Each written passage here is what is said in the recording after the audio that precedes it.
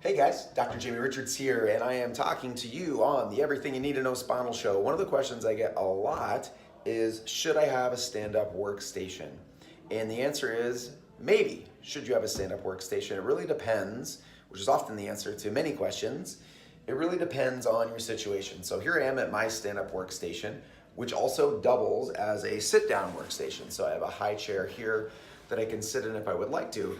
But we do have a stand-up workstation here in my office at the Life by Design Center, and it's great. It's a nice platform desk. It's just a piece of chipboard plywood, which we've urethane. I've got my computer here, and the nice thing about the iMac is I can tilt the screen. So you don't have to get this workstation absolutely perfect for height, or doesn't need to move up and down, which I know a lot of the stand-up style workstations do. I can simply just tip the screen, and I can be working on my workstation here.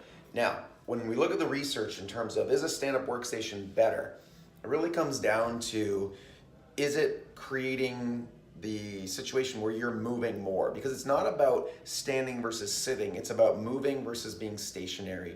So if I'm sitting all day, yes, that's a problem. You've heard the statement, sitting is the new smoking. So sitting for extended periods of time reduces lifespan, similar, or in some cases more so than smoking would.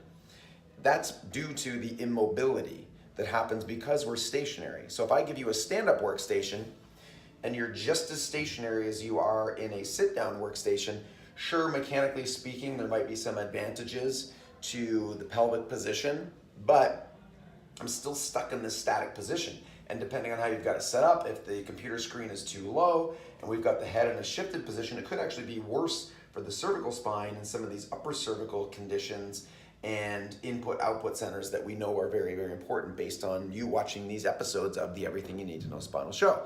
So what does it mean? The take-home message is, if you're gonna have a stand-up workstation, which is not a bad thing, make sure you're moving.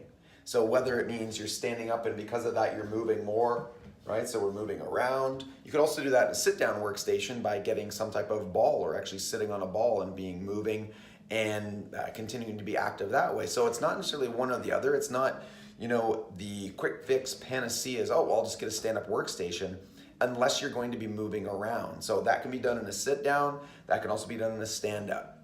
That's the key. That's the take-home. Either way, either are fine. Just make sure you're moving, whether it be getting up, moving at your workstation, or actually scheduling in, which would be probably the gold standard, scheduling in every 20 to 25 minutes. You're up out of the chair or you're away from the workstation, even for 5 minutes, and then repeat that cycle. And after 3 or 4 longer versions of your work time, you could be up for a 20, 30-minute break, a workout, or something else to change things up. So I hope that helps. Thank you for watching the Everything You Need to Know Spinal Show.